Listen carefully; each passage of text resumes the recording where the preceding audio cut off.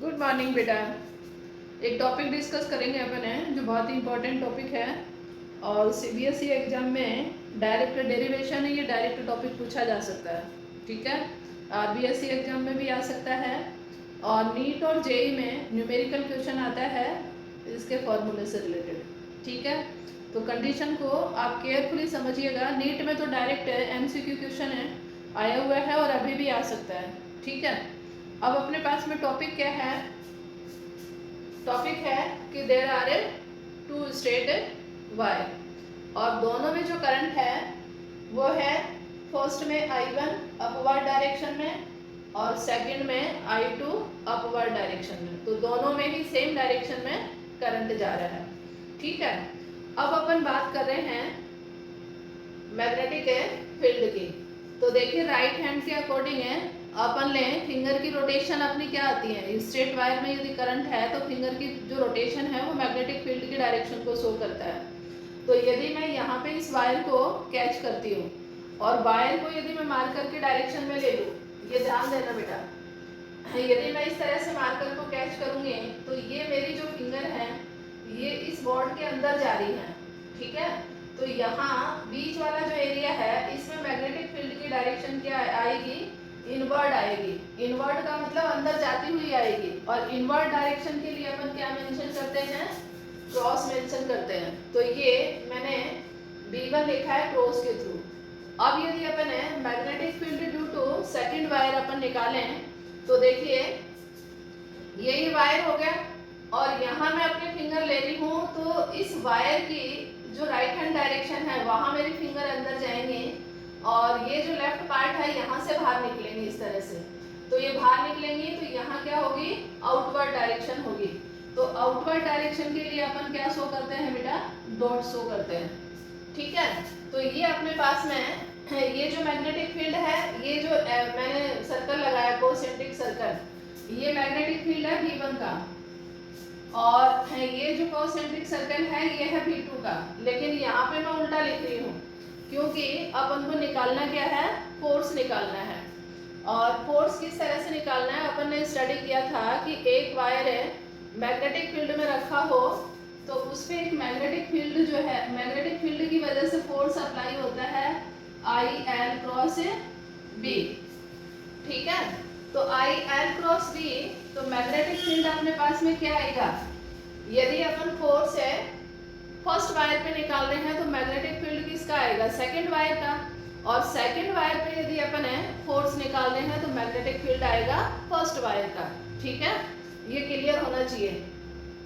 तो यदि अपन है लेफ्ट हैंड है से फोर्स की डायरेक्शन निकाली थी तो लेफ्ट हैंड है के अकॉर्डिंग अपन है लें तो ये अपने पास में थंब जो है ये फोर्स की डायरेक्शन में था, इंडिकेटर फिंगर है मैग्नेटिक फील्ड की डायरेक्शन में और करंट की डायरेक्शन में मिडल फिंगर थी। तो यहाँ पे देखिए ये आपकी कौन सी डायरेक्शन है बेटा? मैग्नेटिक फील्ड की आउटवर्ड डायरेक्शन है। तो आउटवर्ड डायरेक्शन में यदि मैं इंडिकेटर फिंगर रखती हूँ तो मेरे पास में देखिए इस तरह से ही आएगा।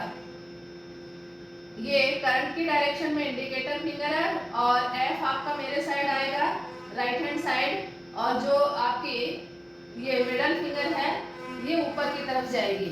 तो इसको मैं इस तरह से शो कर रही हूँ कि ये तो मैग्नेटिक फील्ड बनेगा B2 की डायरेक्शन और 90 डिग्री का एंगल और फोर्स बनेगा F1 है ड्यू टू B2। तो ये F1 की डायरेक्शन आ गई। अब अपन है F2 पे निकालें किसकी वजह से? मैग्नेटिक फील्ड B1 की वजह से। तो यहाँ मैग्नेटिक फील्ड क्या है? इनवर्ड डायरेक्शन में है। तो ये मेरा लेफ्ट हैंड है। अब इनवर्ड डायरेक्शन में मैं ये लूंगी तो मेरी फिंगर को इसको अंदर रखना पड़ेगा मुझे। इंडिकेटर फिंगर मेरी इस तरह से आएगी अंदर की साइड। तो देखिए मिडल फिंगर ऊपर जा रही है, इंडिकेटर फिंगर अंदर आएगी तो थंब मेरा कहाँ जाएगा? लेफ्ट डायरेक्शन में जाएगा। ठीक है, तो ये क्या आ जाएगा? ये आ जाएगी B1 की डायरेक्शन 90 डिग्री पे, ये 90 डिग्री का एंगल होगा, ये भी 90 डिग्री का एंगल होगा और फोर्स जो आएगा ये आएगा इधर फर्स्ट वायर की तरफ। तो ये दोनों फोर्स है एक दूसरे की अपोजिट डायरेक्शन में है और दोनों अट्रैक्टिव फोर्स है, ये एक दूसरे को खींचेंगे ये। ठीक है, तो यदि अपने पास में सेम डायरेक्शन में करंट जा रहा है 2 वायर में, तो दोनों वायर के ऊपर जो फोर्स अप्लाई होगा वो एवरी टाइम कैसा होगा, अट्रैक्टिव होगा। क्योंकि यदि अपन करंट के डायरेक्शन को अपोजिट कर देंगे किसी एक वायर में, तो करंट ये फोर्स जो है वो रिपल्सिव बन जाएगा। ठीक है, तो यहाँ अपना जो फोर्स की डायरेक्शन आ रही है वो अट्रैक्टिव आ रही है। इज इट क्लियर बेटा? अब यदि अपन ये वैल्यू फाइंड आउट करें तो देखिए फोर्स का फॉर्मूला ILB से अपन लें तो ये 90 ले रहे हैं, तो साइन थीटा 90 तो हो जाएगा क्या 1, तो F1 इज इक्वल टू हो जाएगा I1 L, और ये है मैग्नेटिक फील्ड है B2 की वजह से। तो L यदि अपन ले लें यूनिट लेंथ, तो F1 इज इक्वल टू क्या होगा I1 इंटू L, और देखिए ये अपने पास में स्ट्रेट वायर की वजह से जो मैग्नेटिक फील्ड बनेगा वो होता है म्यू नॉट I2 अपॉन 2 पाई R। R यहाँ पे क्या है, डिस्टेंस बिटवीन 2 वायर। तो इस मैग्नेटिक फील्ड की पोजीशन अपन क्या ले रहे हैं, फर्स्ट वायर ले रहे हैं, तो इसलिए यहाँ क्या आ जाएगा बेटा R। तो formula will be mu naught I1 I2, और ये हो जाएगा 2 पाई R। तो ये तो अपने पास में आ गया F1। यदि अपन F2 निकालें तो F2 क्या होगा, ये होगा I2 L एंड B1। तो साइन अपन क्या ले रहे हैं, 90 डिग्री पे ले रहे हैं। ठीक है, करंट एलिमेंट और B की डायरेक्शन, तो ये हो जाएगा साइन 90 इज इक्वल टू क्या हो गया बेटा 1 हो गया, 1 ले लो इसको, है ना। तो ये हो जाएगा I2, और B की वैल्यू म्यू नॉट है I1 और 2 पाई R। ठीक है, तो ये फॉर्मूला आपका बन गया म्यू नॉट है I1 I2 और अपॉन 2 पाई R। यहाँ पे अपन फोर्स पर यूनिट लेंथ ले रहे हैं। तो देखिए equation number first and second को कंपेयर करिए, तो अपन करेंगे इक्वेशन है फर्स्ट एंड इक्वेशन है सेकंड से। तो इनका देखिए राइट पार्ट, ये जो लेफ्ट पार्ट है ये दोनों का इक्वल है, तो यानी ये पार्ट राइट पार्ट इक्वल है तो लेफ्ट पार्ट भी इक्वल होगा। That means F1 is equal to क्या होगा F2। और वेक्टर फॉर्म में लें तो दोनों की डायरेक्शन क्या है बेटा, अपोजिट है। तो ये अपने पास में न्यूटन के थर्ड लॉ को प्रूव कर रहे हैं। ठीक है, तो ये अपने पास में आ रहा है हिंस प्रूव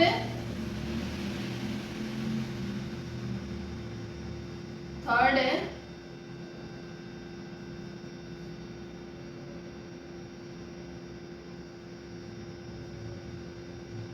न्यूटन का थर्ड लॉ फॉलो हो रहा है। इसमें कौन सा, एक्शन एंड रिएक्शन, जिसमें अपन ने स्टडी किया था कि एवरी फोर्स जो है वो पेयर में एग्जिस्ट करता है, और दोनों फोर्स का मैग्नीट्यूड सेम होगा लेकिन डायरेक्शन क्या होगी, अपोजिट होगी। ठीक है, तो ये कई बार इससे भी पूछ लिया जाता है कि दो वायर के बीच में फोर्स जो है वो थर्ड लॉ को फॉलो कर रहा है या नहीं कर रहा है, इसको प्रूव करिए। तो इसके अकॉर्डिंग अपन कर सकते हैं, बहुत इजी सा टॉपिक है। तो मेरे ख्याल से क्लियर हुआ होगा, और यदि आपको क्लियर हुआ है तो वीडियो को लाइक करना ना भूलें, लाइक भी करें और सब्सक्राइब भी करें, जिससे कि आपको सभी वीडियो का बेनिफिट मिल सके। गुड बाय बेटा।